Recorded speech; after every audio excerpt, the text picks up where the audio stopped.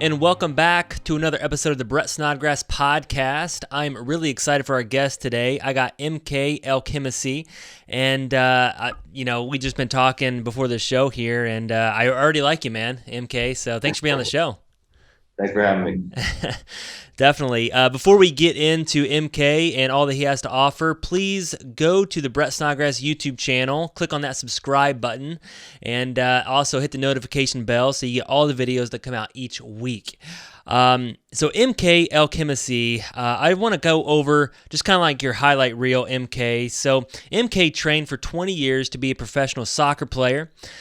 When that did not happen, he took all of his grit, hustle, strategy, hunger, and started in the business world, built an empire for himself. He's working with a company that was doing $1 billion in sales, and then his young daughter, that was 1 at the time, got diagnosed with an incurable cancer. And through all that was a humbling experience for MK, and he basically learned his purpose, right? And he defines his success today by how many people he can help. And that's why he's on this show today. So is that pretty much sum it up, MK, for you? Yeah, absolutely. Absolutely. Awesome. Well, MK, I just want to kind of hear about you and your story. Just kind of tell me about your soccer days. What was that like, and bring us into the business world. I went to D1 soccer for college, and the dream was obviously to graduate or not graduate and play for the MLS. But back then, which is a while ago, the MLS wasn't as big as it is today. And so the options, or I wasn't that good, I'm not sure whether the options in the MLS or myself, I wasn't that good. It was just a mismatch. And so that dream just went away when I graduated. I just got no calls. To make it worse, I graduated right around September 2011 with the terrorist attacks, and my name was Muhammad. And so in Atlanta, Georgia, so that adds to that too. So I just got no calls. No one would call me back for internships or anything. So I graduated not playing soccer, and I had to become a civilian all of a sudden, and that was very, very difficult because you train your whole life for 20 years. It's a very simple thing to do as an athlete, not like it is today. Back then, it was very simple. If you train hard, you didn't even have to have the right diet or all the things that they have to do today. And he just made it. He just made it. So when that was taken away, that was very, very challenging. I was out. I didn't get a call for like 6, 8 months, maybe a year. Not even for an internship. So I was pretty broke then too. So it's very, very challenging. Yeah, definitely. And what was that like, training for something, and could you say that your identity was wrapped up into that? So after all that, you're like, well, I'm not doing this anymore. What was the feeling inside of you? You lost your identity. That's the right word. I mean, once you lose that identity, the whole world becomes very imbalanced. Like you don't know what to do. So it's like if you've never worn a suit to go to an interview, and if no one's going to treat you special, or if no one's going to look at you special, all of a sudden, so no one's paying attention to you. So it's very, very difficult. So that whole identity crisis period is very, very challenging. I think people call it right now like trying to be self-aware and all these like nice basic terms to it, but man, it's very difficult because you see yourself in the mirror for a very long time as something, regardless whether it's a musician, athlete, whatever you see yourself as. And then once that's taken away from you by force, it's very difficult. It's very, very difficult. Yeah. Did you know your identity was wrapped up in it? Because a lot of times we go through life and we don't really know until it's taken away, and then we're like, "Oh my gosh, it was way wrapped up into that external thing." I know for me personally, I was a basketball player, Indiana. I was born and raised basketball player. My dad was a high school basketball coach. I was the same way, and when that ended, I went through this period of a year or two where like I just kind of drifted around, bounced around, didn't know what to do. And even in the business world, right, my identity was so wrapped up into that, and I stepped out of my business a year ago, and again, I was the same way, 2 or 3 months, and I didn't realize, wow, like I didn't realize how much of my identity was wrapped up in it until I wasn't doing it anymore. So yeah, it's a safer place. I think it's I think about it a lot. I think it's your identity. Once you have that one road or that one lane, it's really easy because you don't have to think about it much, right? So even seeking validation isn't that important for you because you're seeking validation in that lane, you know. So and you kind of understand it.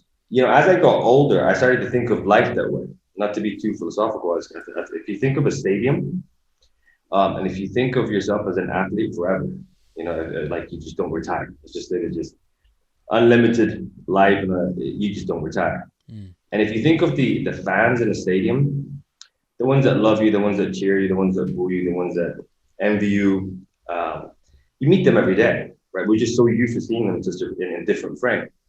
And then your opponent is your everyday challenge, whether it's sometimes getting out of bed, less drinking, losing weight, doing whatever better. You know, that's your opponent.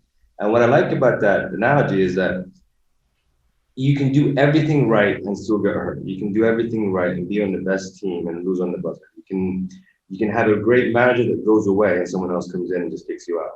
Mm. There's so many things. So that's why rapping, you know, I when I lost my identity, I was like, okay, well, how do I come back to that? You know, so that world, how do I go back to that world, but translate it into the real world? Does that make sense? No, I like that, and I was just taking some notes down that we all face challenges, obstacles, and you talk about. I like to compete. I think a lot of business owners, entrepreneurs, CEOs, or whatever, we like to compete. We like to win, and if you put it in that analogy, you know, for example, getting in shape, yeah, when you put it like that's your opponent, and I like to win. So yeah, but then you just but then you learn to love the losses as much as you love the wins because it's like it is what it is. You do everything right just because you tore your ACL. It's not that you trained bad or did anything wrong. It just happened. yeah. Right? Or if someone scores on you on that last second, it's not that you did anything wrong, but it's just that one loss. Just move on. You know. So with down the road, as I got wiser, you know, I think I'm wiser. As I got wiser, that's the way I think of it. And I treat that every day. So every day I just remind myself that game of life, like they say, it's just until the day stops. Yeah, definitely. So let's kind of fast forward that. You got out of the soccer. How long was it, you know, before you got into a business and you were running a company that was doing $1 billion in sales, which is crazy. So it was quite a bit. See, initially, right out of school, the only thing that you can do then was try to flip homes or just work in construction or work in real estate. So that was the options I had with just very little money that my parents sent me to start with. So I did that, lost it all, and it wasn't really a gratifying experience or something that I learned from. But I got to meet some really really cool people in terms that in construction, there's that whole team oriented and challenge that you face in sports. So I kind of like that because there's a goal of building something or turning something around. So I like that. And through that, I started to build a small network until, oddly enough, I met like my real mentor. He was called the Godfather of apartments back then. And he was a very prominent Jewish figure in Atlanta. And I was with him for about 7 to 8 years, I say, 7 to 8 years. And it was really cool because it was like, at the time I went from, you know, September 11th to Muhammad, no one wants to talk to being taken in by someone like that who's okay, so he's Jewish on the other side, and he taught me everything. I still live by his principles still today, you know. And I was very close to his son as well before he passed away as well. So that was a nice turn that I just wasn't expecting. yeah, but he taught me a lot about giving as well. So that he was. So what's a couple of things that you remember that he taught you? Because I remember some of my mentors. There was always a couple of things that I repeat all the time. Just kind of stick with me, and they relate to life. So was there a couple of things that he really instilled into you? Yeah, you're never just winning for yourself, and always be positioned to give and not to ask or to take. And so you're never you don't just win for after you got all your materialistic stuff. Like if you get your first car, your first watch, your first this and that, it's just all like the law of diminishing returns. So then, if you have the ability to win, then you're winning for others, and that's the way you say thanks, you know, for your just good fortune, especially if you're an average guy like myself. And then to put yourself in a position of strength and not worry about if someone's trying to, you know, take advantage of whether you have more money or more anything. It's much better to be in that position then be in a position on the other side of asking. So that's something that I worked a lot. Love that. Love that.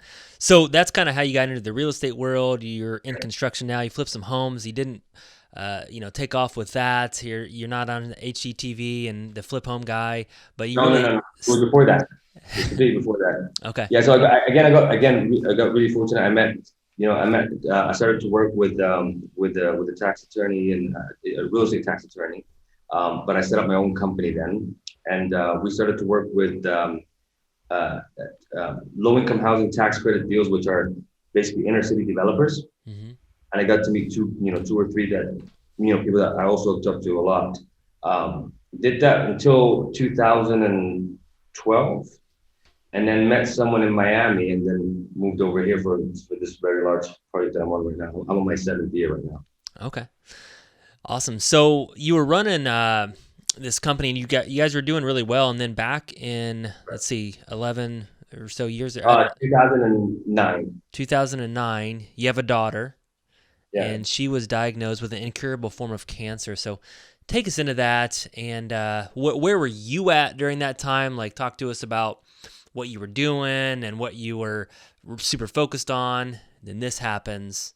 Tell us that story. This was a period where I was very, very arrogant at the time. I started to relive, I think, as the vanity of being an athlete and having the light shine on you. I started to relive it during that period. I had like an H2 all blacked out. I had a really big house, interest only loan. I was just very arrogant. I thought that I had now control of something that could be infinite. So and it wasn't like I was behaving like an athlete, but I didn't have to put in all the work as an athlete. Mm-hmm. And it could last longer. And then Dana was born in 2008, and I was in the kitchen in 2009. My wife called me and she said to me, I'm going to take her in because her belly seems to be bloated. An hour later, she called me. I remember I was cooking. I don't cook, but I was making spaghetti. And she told me that they found a tumor. At the time, I didn't know what a tumor was. I'm like, okay, we'll just remove it. I'll finish eating and I'll come. And she told me, no, you don't understand. This is cancer. As dramatic as anti-dramatic as I would like to be, it's like someone just turned the switch off. I'm like, what did you say? She's like, cancer. I'm like, what do you mean it's cancer? It's not cancer. How do you know it's cancer? And at that time, I'm like, we'll talk to someone. Or you pick up your phone. You're like, who do I call? When you're used to that, you're all into that whole business. Like, isn't there a network? Isn't there someone I can call and make this thing go away? And fix it. Because you're not accepting it. Mm-hmm. The whole idea. I think you accept it more with older people. Forget corona and stuff. I think when you hear cancer with a baby, you're like just a bit not getting it. And then I went over there, man, and it's just like the surgery after surgery, chemo after chemo. And it was from the top of her belly here down to her pelvis around up to her spine, and then they left the little piece at the bottom of her spine and said we can't do any surgery on it. And for 6 months it was heaven. I was so grateful. It was like it was great. No more throwing up, no more crying, all that. And then it just came back ferocious. Like just ferocious. It just took over. Like it was just like everywhere. Like I remember when I did, I remember like it was yesterday. The doctor said to me, "Nothing else we can do right now other than this. We're going to do more chemo and you have to do radiation." This is '09, so this was like also anyone that's old enough would remember that '09 was when the recession really started to make a difference, especially with people in real estate. So I've got foreclosure notices everywhere. Losing property, losing clients. It was just a very dark time. And then we went to see a doctor who was and she said to us, all right, we're going to do radiation. And back then, radiation was like a microwave. So whichever body part you put or expose the radiation to, it would annihilate the tumor, but also the body part itself. Mm-hmm. So she just casually said to me, we'll take care of this, but you need to start getting accustomed to the fact that she'll be on a wheelchair. Wow. Again, these things, as you get older, you think of them different. But at the time, I looked at her, I'm like, You don't know what you're talking about. You just one doctor. And I just left. And honestly, this is exactly how it happened. On our way out, someone told us that there's an older doctor down in Jacksonville who has this new type of radiation. Why don't you just go see him? So honestly, God, as well, that I just got in the car, took my son, who's older, and we just went down to Jacksonville, and I waited outside, did my whole sales pitch that he's got to see my daughter, and back then you can't just go see a doctor, you got to register and do all that, right? Especially with cancer. It was very kind. He saw her, and he did not an MRI. I think it was more of a scan. And then he came in. He's like, okay, we'll start tomorrow, and this is what we're gonna do. Blah blah blah. And I asked him like, what about walking? And he said to me, what about walking? I'm like, is she gonna walk? He's like, yeah, she's gonna walk. I'm not doing anything about walking. We're gonna just do this. And it's because of that moment and the ability to be self-employed back then, with hundreds of thousands of medical bills, is when someone asks me, why do I want to give back? It's not cliches because all that is not my design. All that is, yeah, I'm a very avid person. This is not me tapping into a network or me just getting fortune. This is someone just telling me something. I just driving down. I'm happy. Maybe I had the tenacity to drive down there, but who wouldn't for his daughter, right? Yeah. That's why, like today, I would love to help as many people as I can because there's got to be a reason why I made it out of that thing, whatever that thing is, whatever you want to call it. Yeah, definitely. Definitely. No, I totally agree. So out of that, so you went down, you saw the doctor, and he was able to help her. Yeah, and she's around here today. Wow. And so now she's 12 years old. What's she like today? So this was what, She's very smart. She's very smart. She's petite. She's a bit petite. Not that I'm big, but she's very smart, and she's living a normal life. Mm-hmm. She's living. She knows off it. Probably because I'm doing this a lot now. But I don't think. We're also blessed that she was really young. At age 1 or 2, I don't know how much of that they retain. Mm-hmm. Yeah. So exactly. So what did that do to you, right? So you mentioned you were arrogant. You had the blacked out Hummer, nice home. Yeah. What did this do to you? How did this change you? It's not only was it humbling, but also the definition of success, which I think, and definition of happiness. So I started to define it very different. So when we started to do these chemo rooms, they're very, very expensive, and I think they probably are today as well. When we go do a session, it would say this chemo room is sponsored by such and such family. So I tell my wife, I need to be a billionaire because I want to have all these rooms in my name. I don't want anyone to suffer. And then later I'd see people who would donate their time. I'm like, okay, then I need to be a billionaire that can donate his time.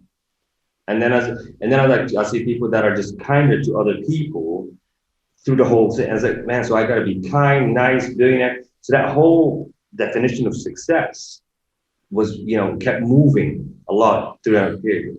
But the one thing that never changed was what my mentor taught me was like, I just need to win at something and win at that something big so that I can give back.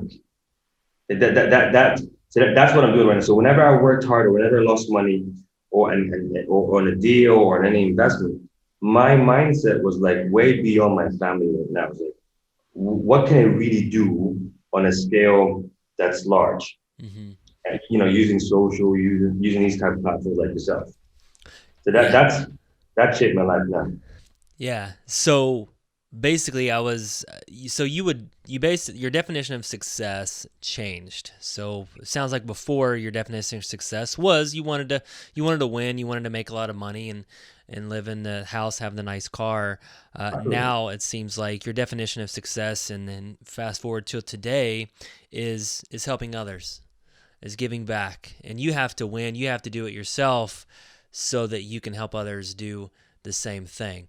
But see, that's that first part a lot of people miss. Like you have to, and I'm very cautious in how I say that. You have to win yourself doesn't necessarily mean that you have to be a gazillionaire. Nor do you helping others takes away from the fact that you should be doing your best to win so that you can help more people. So yeah, helping 2 or 3 people is great. If that's all you can do, that's awesome. But if you're capable of helping 100 people and you're only helping two or three and saying I'm helping two or three, that's selfish. That's selfish on your side. Right. And on the flip side, you don't have to be the best doctor, the best this or the best that. Trust me, I'm average at everything I've done in my life. I average school, average everything, average height, average everything. And so it's just important that people understand. Yeah, definitely. I think a lot of times people watch other entrepreneurs that are successful and they have something inside of them that they believe that they can't do that, and they come up with a list of reasons, list of excuses, right? So talk to that average person right now that says that's good for you, but I don't know, fill in the blank, whatever it is. I'm writing a book about being average, there's nothing wrong with being average, man. It's really cool that if you put in the work, but put in the right work, and it's not about how many motivational videos you watch on YouTube, or the era that, see, I understand though, because see the era, the last 10 years, the word entrepreneur with Instagram and social has really misguided a lot of people, because it looks so glamorous, or it looks so difficult. So it looks so glamorous on one side, or it looks so difficult on the other side. But the reality is, it's not. I think everyone should be thinking of themselves as a business. Even if you're an employee, you don't have to have your own business. I think if you're an employee of a company, you should still think of yourself as ink, as an ink of some sort, where there is supply, demand, there are suppliers, there are customers, but there's nothing wrong with being average. And if you're self-aware enough to know that you are average, that's just the beginning of it. Mm-hmm. And it never ends. It's like there's no one loss that's going to take you out. There's no one win that's going to make you the richest. It never works like that. So you got to go long term. I like that you said that everyone should act like a business. So take us a little bit deeper into that. So, like, let's say I don't own a business. I'm a dad, I'm a husband, and I have a 9-to-5 job. But you say that I should act more like a business. Like, what does that mean? Like, what are some things that I should be doing?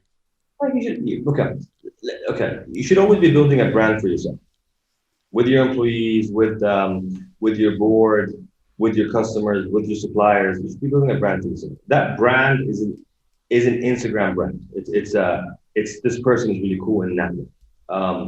Your customer, someone's gonna say to you, but I don't have customers per se because I'm an employee. Yeah, you do. You have customers who are your subordinates, or your boss, your immediate boss, or someone below you. These are your customers. Those people are judging you every single day. Mm-hmm. So if every morning before you go to work, or every day, you're thinking of yourself as an ink, and that you want to grow as an ink, and that this step of this business that you're in right now, you calling yourself 9-to-5 employee, is only temporary. Because no matter what, with this virus, we saw with every other recession, no matter how much the company does well or how good you are as an employee, eventually it runs out. Mm-hmm. So very few companies, you'll be there forever. So eventually something happens and you have to leave. So if you haven't built yourself as an ink, either with your competitors or with a bigger network, you're gonna have a real problem. Yeah.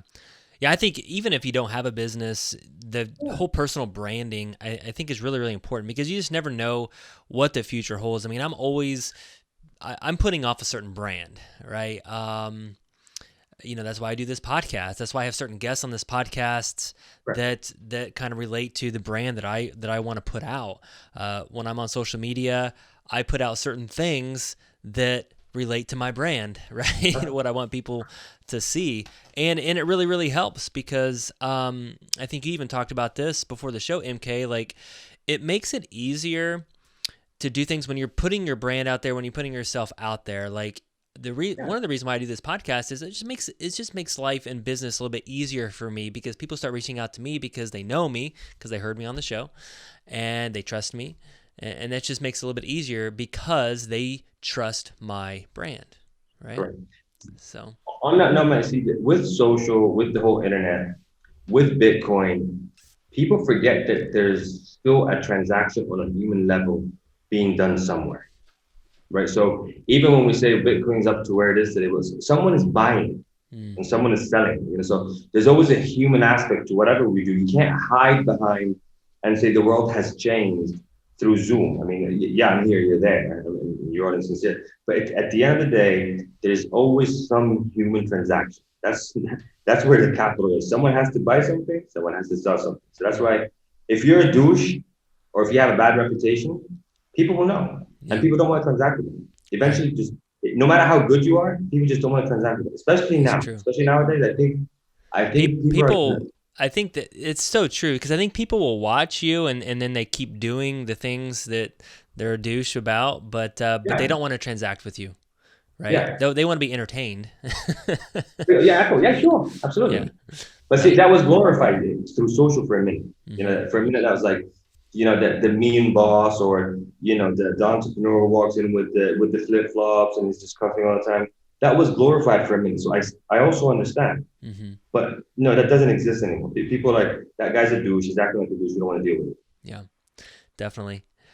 You talk about people living with intention, and that's one thing that you have decided to do. You live with purpose, with intention.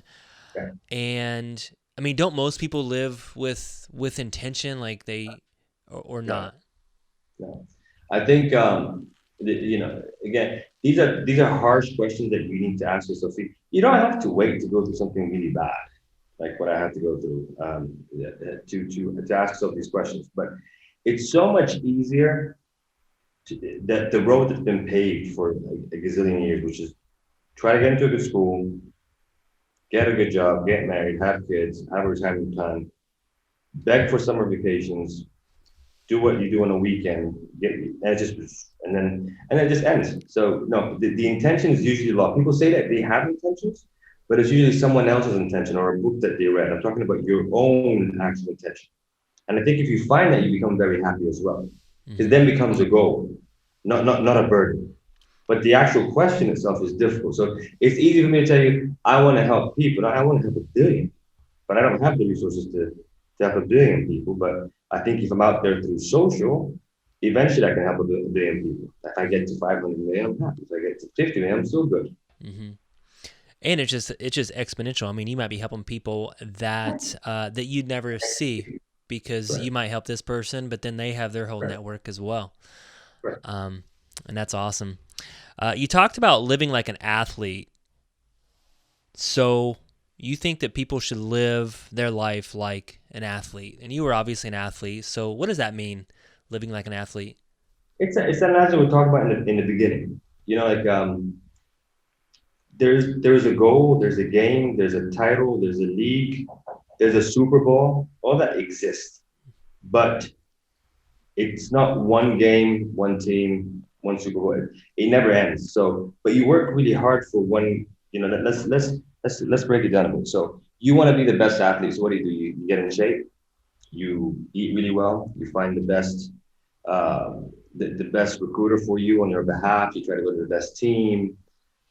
You work really hard and get onto the team, and then you get hurt, or the coach doesn't like it. The coach doesn't like it is exactly the same as a manager that comes into the job that you are reporting to. This gets you off, or you get completely traded to a whole different city. So you're in a corporate job. Someone moves you across the world. So that's if you get your mindset around that, it's like so that game is every day. You have those challenges every day. There is an off season, yes. There's an off season, but how many times the off season comes in the summer? Yeah, you will get your summers. But other than that, the game is every single day, and you train yourself to become an athlete just by thinking like that. So if you lose today, or if you lose for the next week, for the next month, for the next year, you don't stop. Like Brady doesn't stop. But Brady doesn't need any wins. So someone will say to you, yeah, but Brady is different. Is he? Like, is he like? What, is he an alien? We can make him out to be like that. But man, look at the effort he puts in. He doesn't need it. The effort he puts in eating, his diet. I mean, he's crazy with his diet, but you don't have to be that extreme. But if you decide to become that extreme, you don't stop. He just won't stop. And I'm sure after he's done, look at Kobe before his death, right? He wrote that book. Those people that Mamba mentality, that mindset is different. And once you put yourself into that mindset, every loss is so temporary. And that's just the key. Like we dwell so much. Like with this virus, we're just holding on to it so dearly. Like every loss that I'm gonna have is because of this virus. Yeah. right? And it's just like the whole world, it's going to pass. Yes, it's a disaster, and gazillion people are dead. It's horrible. I get that.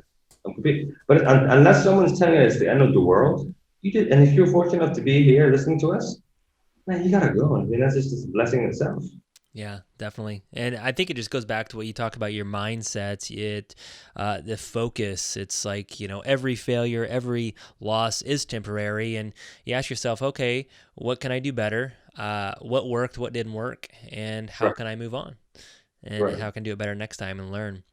Um, just one last question before we go into the next section of the show. So again, like you talk about the average person, I really want to gear this towards the average person. You're talking to the average person out there, and you believe that the average person can still be a success, however they define success. And you say that believing in limits is actually the thing limiting you. Correct. So talk to that average person out there about that. Believing in limits actually is the thing limiting them. You see, because who's putting the limits? Who's deciding what the limits are? So unless you are really talented in, yeah, musician or really good looking, or just an incredible athlete, I just move them all out. Those, just take them out of the basket. Mm-hmm. But everyone else is just average, right? So, but these limits that you keep putting on yourself because you can only I can't be the athlete that this guy is just because he's got a physique that I can't match. That's not true. Today, that's not true. You can match that because there's a lot of the medicine today will allow you to get to that. Now, sure, yes, there is the 1% that you can't match, Mm-hmm. but generally speaking, the gap or the marginal difference between the amazing and the average isn't as big as you think it is. Mm-hmm. It's just through social you keep seeing it so much bigger because it's just there's so much glamour to it. So, but if you acknowledge that you're average, if you want to acknowledge that you're average, and just understand that you can still achieve probably 99.9% of your goals, I think that's the start. Yeah. But if you start by saying, I can't do this and I can't do that and I can't do this and I can't do that because I'm this and because I'm that because I'm this and because I'm that, I mean, the ceiling just gets, just shorter and shorter and Yeah. shorter. Just kills you. Yeah, definitely. How do you have any tips of like how do people break through that? I mean, how do people they believe maybe their parents ingrained that they're not enough, and so how what are some things that they can do to break through? Yeah, yeah. The first thing you do is just like forget all social norms. You've got to decide for yourself the way you want to live your life, the way you see yourself. So for breakthrough from that. So it's that whole idea of validation, like the amount of time you're spending and the amount of money you're spending because you're seeking validation from something, or from someone, it's just insane. Mm-hmm. If you're buying the nicest watch because you really love watches, I'm all for it. If you're buying the car because you really love I'm all for it. But if you're buying it because you want someone, because you want to be seen in that car, that's these are all these limits that you're crowding yourself with. But if you free yourself from all that craziness, all that validation that doesn't, you'll never get it anyways. You keep working for it. Then you say, okay, if I push so hard in this, push so hard in that, and understand that I don't have any control over what the result is. And just because I lost in something today, if he goes back to this podcast and say, that dude said da da da da, and I pushed so hard in this, but yeah, I still failed. Mm-hmm. So I'm just gonna go back to, then he's missed it or she's missed it. So if you go for a challenge, whatever that challenge is, and if you lose today, just keep going. And it's, by the way, yeah, it sounds like it's easier said than it's done. You don't have a choice. It's not like you can quit. Quitting is not an option right now, right? So Yeah. if you lose today on something, just keep going because you don't have any other choices. Yeah. I think I was talking to a guy the other day about external validation, and he's telling me this story about there was one guy he was talking to, and he was going on a date, and he has a girlfriend, and his girlfriend takes forever. They can never get to their date on time because his girlfriend has to get all dolled up, and then she has to get a certain number of Instagram likes before she goes out the door. Right. And if she doesn't get that, she feels really bad about herself. So and I was like, wow, that is like the Scary. top, Yeah. external validation. So Yeah, it's scary. it is Yeah, scary. look, people confuse being, validation and being loved by others or being respected by others. And yeah, that's not the same. People that see your car, which is amazing, yeah, they'll do a double take, but that's not really that real validation that you're looking for. Mm-hmm. That's so temporary. Yeah, that's good. And I think it's just digging down and what you really want, how you want your life to be. And that's sometimes hard because, sometimes we got to block out all those messages because we're getting so many different messages flying at us all the time. And it's hard to, I know for me, I have to like stop some of these different things that I'm doing and consuming all this stuff so I can figure out, okay, what do I really want? Because there's just too much coming at me right now. Because we're lazy, right? Because right now we just want someone to tell us what to do, right? So we definitely want to have the best physique, but if someone has a 20-minute program, we actually buy it thinking that it works. Yeah. Right. And then if we get the 20-minute program, then we're looking for the 18-minute program. Absolutely right. As long as we're told what to do, right? As long as we don't ask ourselves. So I did this thing for about a month, and everyone I met, that's his friend, I said to him, "Are you happy?" Of course I'm happy. So I'm like, define happiness. He goes blank, or she goes blank. So if you just start with that, so when you say to me, when we talk about purpose, it's very difficult to delink your purpose from you being happy. So if my purpose is to become a surgeon and I hate it, and I'm never going to be happy, no matter how many people I help, I'm never going to be happy. And so if my happiness lies in your audience validation of me, I'm also never going to be happy. You see, so they seem like very tough questions, but they're so true. No, exactly.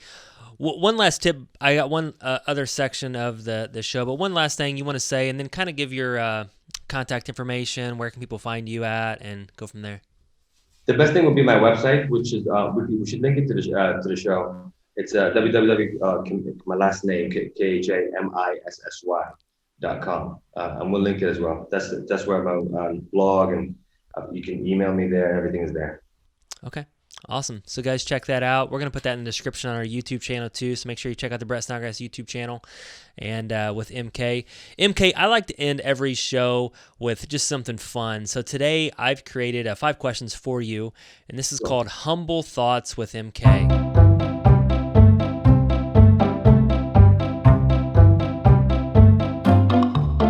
You don't have to think about these too much, but here's 5 questions for you. Number 1, who is one person that you truly admire? Kobe Bryant. Why? His mentality. It's just that the whole Mamba mentality is just amazing to me since he was in high school. Awesome. What is one book that should be in every entrepreneur's library? The 4-Hour Week. Awesome. By Tim Ferriss. Yep, Tim Ferriss, 4-Hour Work Week. What was your greatest accomplishment in soccer? Making it to D1. Make it to D1 in Wisconsin-Madison. Awesome. I was very, very proud of him. What is your greatest accomplishment in your own life? Figuring out that I'm average and being comfortable with that, and then wanting so much more. So figuring out that I was average on one side, and then saying, okay, I get that, but I want it all on this side. Awesome. All right, last one. Biggest regret in your life?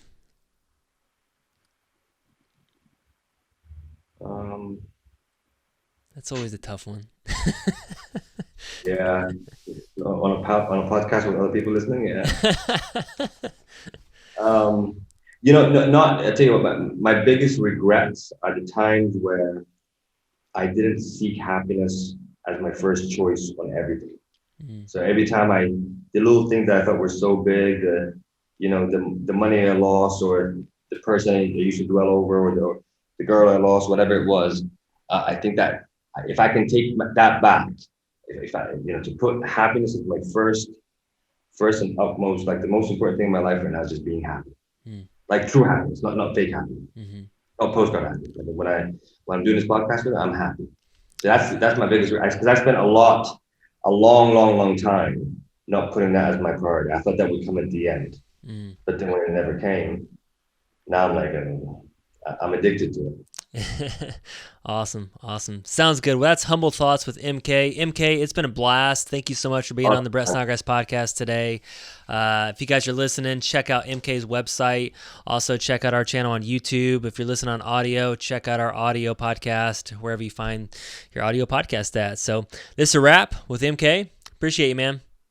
Thanks a lot. Thanks for having me. Thank you so much for checking out the Brett Snodgrass channel. If you like this video, please slam on that like button. And if you really like it, then subscribe to our channel here. And remember to leave us a comment below, and I'm going to try my hardest to reply to all the comments. Thank you guys so much. This is why I do what I do. Every single week, I come out with content that focuses on success, freedom, and living out your purpose. Thank you guys so much. See you next time.